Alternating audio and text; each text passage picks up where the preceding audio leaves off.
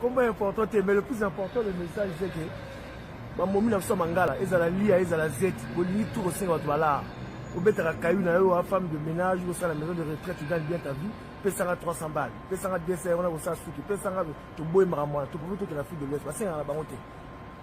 Donc, si je comprends bien, les lots, yo lingi sous ce la lingi sous marambona te. Moi, ça salaka, ou pas la salaka, bon projet, te. À tout le monde, les bannes, au salaka, on a revenu, pas parce qu'on a 300 euros, pas parce qu'on a boy, on est fatigué de ça.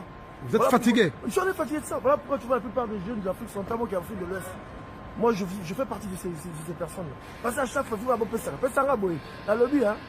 Pesanga 300 la maman. Mais tu travailles, ton argent va où? Qu'est-ce qui fait que tu prends cette décision de ne plus contacter ou bien s'adresser ou bien avoir une femme de ta communauté, aller chercher des Ivoiriennes et d'autres femmes? Parce que c'est un bon trop. C'est un bon. Il faut faire ça sur chaque fête, il faut ça sur chaque fête, il faut ça manzaka. Arrêtez. Arrêtez. Donc, quel message vous pouvez adresser à la communauté congolaise? Batika comportement, on a aussi la tu as un revenu, vis de ton revenu, organise-toi. Pour être organisé, être heureux, tu n'as pas besoin d'avoir des millions. Non, elle va te gagner un speed, quand ça va million, parce qu'il a organisé 1 euro qui a un objectif, 2 euros qui a un objectif, c'est tout. On va au bal, on va au capé ça à 200 euros. Attendez, mon temps revenu la découvert pour la attends. Maman a beau la figure de la 1,4, yo maman tous les jours, haute tension, haut diabète, haut il faut arrêter. Donc, les filles profiteuses, les filles manipulatrices, boyoki message de konabiso congolais à souffrir trop dans le comportement nabino, yango lelo yo. Je pense qu'il y en a encore beaucoup qui sont dans ces pièges. Il y en a beaucoup. Il y en a beaucoup, nos compatriotes. Donc, à Poto, ils ont même l'Afrique partout. En un mot, message nezali, arrêtez le comportement nabino, yamabe wana. Tu allais sur la besoin ou l'ingabino sur cette romoukima hier, le Rolanga coûte personnellement, n'a jamais croire moi ça congolais jamais. Bien sûr, tu as raison. Donc n'a écoute, ata ya cadeau, archevêque le bobom ta loba. Ata moi si ya gratuit ya congolaise jamais n'a osé parce que le comportement nabino ça yamabe to lemba comportement nabino na kansa na zanga moko mais na kuta na jeune frère. Donc comportement nabino et le misbiso. Voilà. Message écoute la mouture là-bas, pas la sonne. Mais non, collègue trop.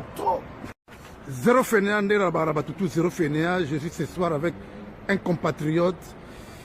Il veut s'adresser un message vis-à-vis à la communauté africaine.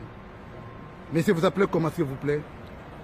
Comment important, mais le plus important, le message c'est que Mamomi n'a pas mangala, ils ont la lia, ils ont la Z, ils ont tout au sein de la au bête à caillou, une femme de ménage, ou à la maison de retraite, tu gagnes bien ta vie, paie 300 balles, paie 200 euros, on a ça, paie 100 euros, tu bois maman, tu peux tout que la fille de l'Ouest, parce que c'est la baronté.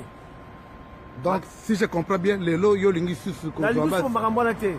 Moi, ça salaka, ou pas la salaka, bon projet, te.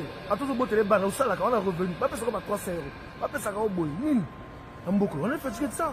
Vous êtes fatigué? Je suis fatigué de ça. Voilà pourquoi tu vois la plupart des jeunes de l'Afrique sont tellement qui Afrique de l'Ouest. Moi, je fais partie de ces personnes. Parce qu'à chaque fois, tu vas avoir ça. Pesanga boy. La lobby, hein. Pesanga 300 la maman. Mais tu travailles, ton argent va où? Qu'est-ce qui fait que tu prends cette décision de ne plus contacter ou bien s'adresser ou bien avoir une femme de ta communauté, aller chercher des Ivoiriennes et d'autres femmes? Parce que c'est un bon trop. C'est un bon. Il faut faire ça sur chaque fête, il faut ça sur chaque fête, il faut ça manzaka. Arrêtez.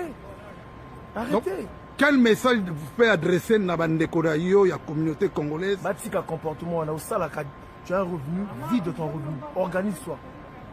Pour être organisé, être heureux, tu n'as pas besoin d'avoir des millions. Non, elle va te gagner un speed, quand ça va million, parce qu'il a organisé 1 euro qui a un objectif, 2 euros qui a un objectif, c'est tout. On va au bal, on va au capé ça à 200 euros. Attendez, mon temps revenu la découvert pour la attends. Maman a beau la figure de la 1,4, yo maman tous les jours, haute tension, haut diabète, haut il faut arrêter.